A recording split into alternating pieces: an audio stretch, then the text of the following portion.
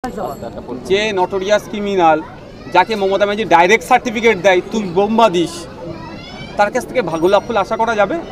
তার কাছে গোলাপ ফুল আশা করা যাবে না। এখানে কি তৃণমূলের ছেলেরা নাই শিক্ষিত যারা, তাদের হাতে কোথায় দায়িত্ব দিচ্ছে?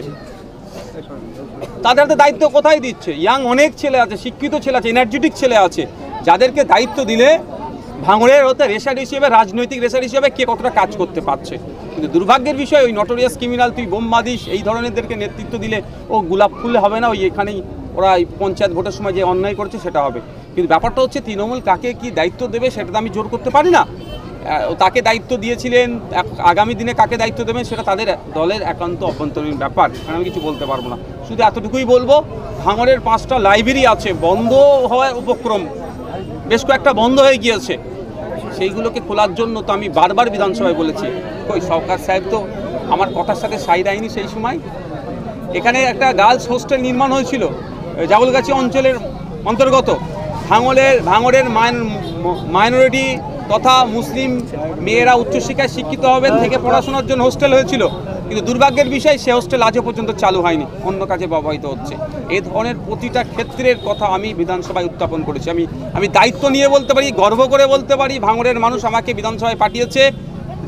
যে কোনো বিধায়কের সাথে আমি চ্যালেঞ্জ করতে প্রস্তুত আছি। তারা তাদের নিজস্ব এলাকার সমস্যার কথা যতটা না বিধানসভায় তুলতে পেরেছে, ভাঙড়ের বিধায়ক হিসাবে আমি আমার এলাকার সমস্যার কথা তাদের থেকে কয়েক গুণ বেশি তুলেছি। কিন্তু এই বিমাতৃসুলভ আচরণের জন্য সংবিধানকে প্রাধান্য না দিয়ে গণতান্ত্রিক পরিবেশকে বজায় না রাখার ফলে আজকে ফুলফিল হচ্ছে না। আমি আশা করব অপদপ্ত সরকারের কাছে কিছুটা হলেও আশা করব ভাঙড়ের যে চাওয়া পাওয়াগুলো আছে সেগুলোকে পূরণ করা হোক। বলেছিলেন যে ভাঙড় বিধানসভাতে উন্নয়নে ভরিয়ে ফেলবো, শওকত মোল্লা বলেছিলেন, তার কথা বেখেলাপ হওয়ার আগে কি ভাঙড় ছাড়া হচ্ছেন শওকত মোল্লা? কি দাবি আপনার, ভয় পেয়েছে আইএসএফকে? তার যত কম কথা বলবেন তত ভালো। ভাইজান ক্ষমতায় আছে তৃণমূল কংগ্রেস, ভাঙড়বাসী রাজ্য প্রশাসনের হচ্ছে দুয়ারে সরকার দেখেছে, এবার দুয়ারে বিদায়, এটা কি মূলত রাজনৈতিক স্বার্থ না মানুষকে পরিষেবা দেওয়া? আজকে এটা নতুন করে নয়, আমি বছর খানেক আগেও এখানেই এই জায়গাতেই এসে আমি বসেছিলাম। আমি এখানে এসে বসেছিলাম বছর দেড়েক আগে। তো আমি ভাঙড়ের বিভিন্ন জায়গায় চেষ্টা করি সেখানে গিয়ে সাধারণ মানুষের সাথে মিশে যাওয়া।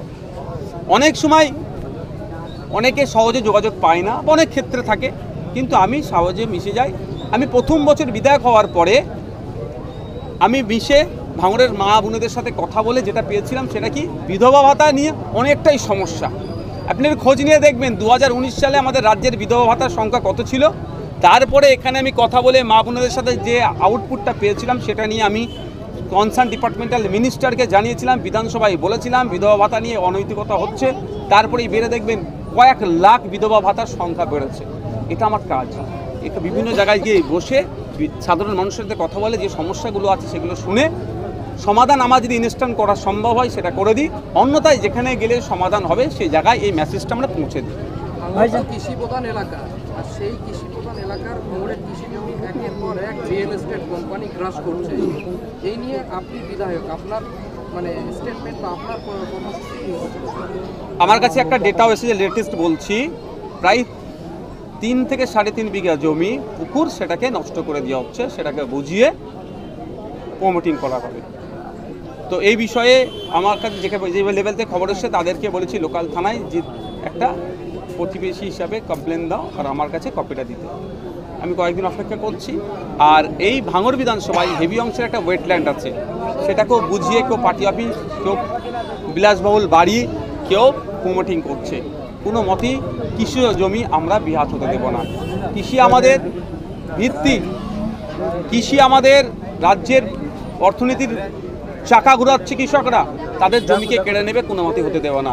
আমি আপনাদের মাধ্যমে বলবো, আজকের পর থেকে কারো যদি 1 ছটাক জায়গা, কারো যদি 1 কাটা কৃষি জমি অবৈধভাবে কেউ দখল করে, কেউ ভয় দেখিয়ে ধমকে চমকে সেটাকে চাষ করতে না দেয়, আপনি সে যে কেউ হতে পারে আমার সাথে যোগাযোগ করুক, আমাকে শুধু তার পক্ষে থেকে একটা লিখিত অভিযোগ দিক, আমি ব্যবস্থা গ্রহণ করব।